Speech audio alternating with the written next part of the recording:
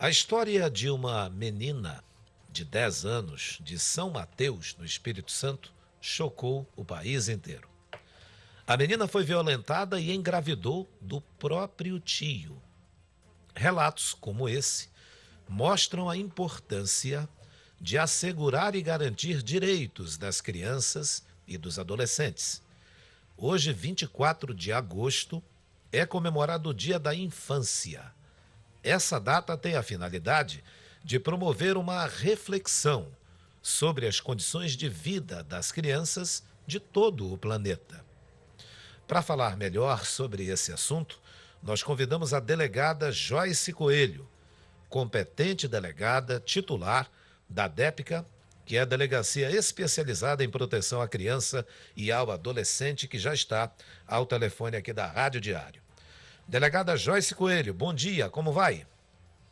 Bom dia, Patrick. Bom dia a todos. Tudo bem nesse dia que, como você disse, foi criado para que a gente possa refletir, né, sobre a criança, principalmente criança como futuro, né, que muitas vezes a gente acaba esquecendo que realmente é a criança que é o futuro desse país e do mundo. Delegada Joyce, as crianças, elas estão sendo, aspas, transformadas, fecha aspas, em adultos cedo demais? Sim, na realidade há uma pressa muito grande, né, em se apresentar esse mundo, eu acho que não sei se a internet é o facilitador maior de tudo isso, mas eu acredito que falta o diálogo em casa, né, na estruturação da família, para que esses momentos não sejam apressados, para que não haja uma sexualização precoce, para que a criança, em sendo apresentada essa sexualização precoce, acabe sofrendo aí danos irreversíveis, né, para o seu próprio futuro. Então, são questionamentos em que cada um precisa fazer. O que a gente precisa ter em mente é que a família, o Estado, a sociedade, todos nós somos elos dessa rede de proteção. E a gente precisa pensar como um todo, e não só aqui dentro da minha casa está tudo bem. Então, fazendo o seu papel dentro de casa, a gente já está colaborando muito aí para que a gente possa prevenir algumas coisas que acontecem com as crianças que depois fica de difícil reparação. Delegada, os pais, teoricamente, são aqueles que são os principais responsáveis por garantir os direitos e a proteção também das crianças. Ou seja, os primeiros ali da linha de frente. Vizinhos, percebendo alguma situação diferente, podem ajudar também? Ah, com certeza. Eu costumo dizer que todos somos elos de uma corrente, né? E se um falha, um elo falha, o outro tem que dar uma segurada para que a gente possa verificar a situação. Por exemplo, crianças vítimas contumazes de agressões familiares, seja de cunho sexual, ou de cunho físico, ou de agressões físicas mesmo, muitas vezes a criança, dependendo da idade, ela não tem com quem contar para ela falar e denunciar essa violência. Então, isso é perceptível, sim, por outras pessoas. Essas pessoas precisam se incomodar, sim, se inquietar com aquela violência, para que esse ciclo tenha fim. A gente percebe muitas vezes que crianças vítimas de violência dentro de casa, elas acabam replicando essa violência aí quando adolescente, quando adulto, e aí vira um ciclo sem fim. Então, todos nós somos responsáveis. Há como fazer essa intervenção sem mostrar a cara, por exemplo. Muitas pessoas ficam com dúvidas de, eu vou me meter, mas já até se desmistificou o clichê de que em violência doméstica não se mete colher, se mete a colher sim. E a violência contra a criança também é uma forma de violência doméstica. Esse caso da menininha de 10 anos lá no Espírito Santo, que se tornou nacional, ou seja, houve uma repercussão nacional e ainda há, e na maior parte dos registros de estupro, violência sexual, o inimigo mora no mesmo teto, né, na mesma casa. Como é que está essa situação aqui no Amazonas, delegada, aqui em Manaus especificamente? Infelizmente, a sua grande maioria dos agressores é aquele que tem um vínculo próximo, familiar, um vínculo de confiança com a vítima. Uma criança de 10 anos que já vinha sendo estuprada há anos, então, assim, a maior parte da vida dessa criança foi sendo abusada dentro de casa, porque quando eu digo dentro de casa, o agressor era parte dessa família extensa, era uma pessoa que ali tinha a confiança da família e da própria criança para que ele pudesse chegar. Então, infelizmente, a nossa estatística maior continua sendo os abusos intrafamiliares, aqueles que são gerados, que também violam aí esse vínculo de confiança que a vítima tem, e isso é um facilitador para que o agente possa continuar abusando da criança e do adolescente. Infelizmente, alguns casos de abusos sexuais, de fato, podem resultar em gravidez indesejada, né? Por isso que toda vez que você atende um caso de violência sexual, como protocolo, essa criança, esse adolescente é encaminhado para a rede de saúde, né? Nós precisamos pensar na violência contra a criança cada vez mais como intersetorialidade, como a integração de vários serviços, né, para que a gente possa dar esse atendimento prioritário tão falado aí para a criança e para o adolescente em tempo hábil, de imediato, para que ela possa sofrer as consequências mínimas possíveis. E quanto aos casos aqui no estado do Amazonas, tem crescido? Sim, aqui no estado do Amazonas existem muitos casos assim. Como eu disse, todas as vítimas são encaminhadas para o serviço de saúde. Essa apreciação aí é uma apreciação entre o serviço de saúde. Aqui nós contamos com o serviço de atendimento de vítimas de violência sexual, com uma vasta experiência nesses atendimentos de casos práticos. Cada caso é um caso, então ele precisa de uma avaliação médica, né? E então, juntamente com a família e com o corpo médico do Serviço de Violência de Vítimas Sexuais, é que se vai aí abordar essa situação da interrupção ou não da gravidez, mas é uma questão de saúde pública tratada especificamente pelos médicos que atuam no serviço de atenção. Delegada, e em relação ao número de denúncias, a senhora tem percebido que esses números aumentaram, se mantiveram? Como é que está essa questão?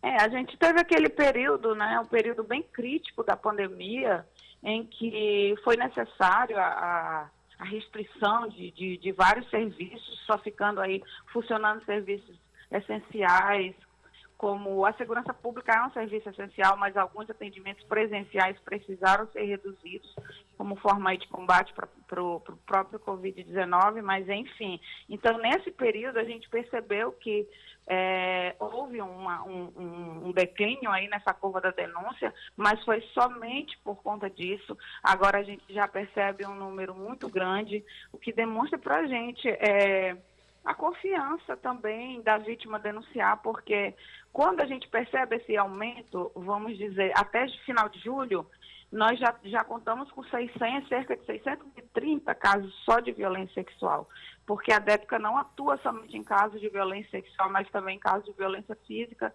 cometida entre familiares. Então, somente violência sexual a gente já está com 630 e somente o estupro de vulnerável, que é a figura mais grave desse rol de crimes sexuais, já está em 459 apenas em julho. Quer dizer, isso tudo é transformado em inquérito policial, é transformado em processo. São vítimas que a gente está falando, são crianças e adolescentes. Infelizmente, também o maior número são vulneráveis, são crianças menores de 14 anos de idade. Então, é preocupante, ao mesmo tempo, a gente ainda sabe que a notificação é menor do que a ocorrência do crime, ou seja, existem muitos crimes que ainda estão aí ocultos, acobertados, muitas vezes pelas próprias famílias que não querem se indispor com alguns entes familiares, preferem ocultar para evitar a exposição, enfim. Vários fatores impedem que essa denúncia dos crimes ocorridos dentro de casa, ela chegue de forma maciça e que esses números expressem de fato a realidade. Então, apesar de grande, esse número não expressa a realidade. Eu acredito que nunca expressará a realidade, sempre vai ter aí casos subnotificados, mas a gente precisa falar disso para que cada vez mais as pessoas se encorajem a falar e denunciar. O fator econômico, delegada, é uma dessas barreiras para que as denúncias não ocorram dentro da residência? Bom, eu acredito que não, até porque existe crime dessa natureza em qualquer ambiente, em ambiente de pessoas de pós-graduação, de pessoas com poder aquisitivo econômico. Então, eu acredito que não seja um fator determinante, não. Eu acredito que existe sim zonas periféricas, o abuso sexual ele é democrático, acontece em qualquer lugar. Eu acredito que a gente pode fazer essa diferenciação quando a gente fala de exploração sexual, que é a troca comercial, né, da criança e do adolescente por algum dinheiro ou por mercadoria. Nesse ponto a gente pode dizer sim que há o fator econômico, porque o perfil dessa vítima da exploração sexual é geralmente a menina da periferia, né, que é induzida, que é cooptada para que ela vá ser explorada sexualmente. Ontem mesmo a Débora recebeu um vídeo de uma criança que eu acho que tinha no máximo ali 10 anos dançando em cima do carro, né? Então, assim, nós vamos verificar essa situação, é uma situação absurda que não pode de maneira nenhuma se tornar cotidiano, porque ele tinha inúmeras pessoas assistindo aquele espetáculo, né? E, claro, de responsabilização dos familiares, porque aquela criança estava sendo ali exposta, dançando em cima do carro, dançando funk, né? Então, a gente recebeu esse vídeo, tudo que a gente recebe como denúncia, até porque os crimes cometidos contra criança e adolescente são crimes de ação pública incondicionada, então a gente precisa dar um basta nisso para que essa situação não vire, não se normalize, não se naturalize e passe e continue a existir. Eu fiz esse questionamento à senhora sobre a questão econômica, se influi na não denúncia, porque há casos de que mães, esposas de companheiros que aliciaram ou que fizeram esses crimes também contra meninas e até meninos dentro de casa, acabaram escondendo essas denúncias, não fizeram as Sim. denúncias, né? Sim. Então, por isso que eu fiz esse questionamento à senhora. Aí a gente já faz, justamente traça o paralelo da violência doméstica, né? A violência doméstica, como eu disse, que o crime sexual também é uma violência doméstica, existe sim esses fatores. Na verdade, eles muitas vezes denunciam e depois aí vêm com essa desculpa, porque só o padrasto que trabalha, ele é quem sustenta a casa. Então, de fato, a dependência econômica, a dependência emocional, ela acaba sendo um dificultador, sim, de todas as violências que ocorrem em âmbito doméstico. E, nesses casos, sim, muitas vezes, infelizmente, a vítima é levada até a desmentir o que ela já disse, né?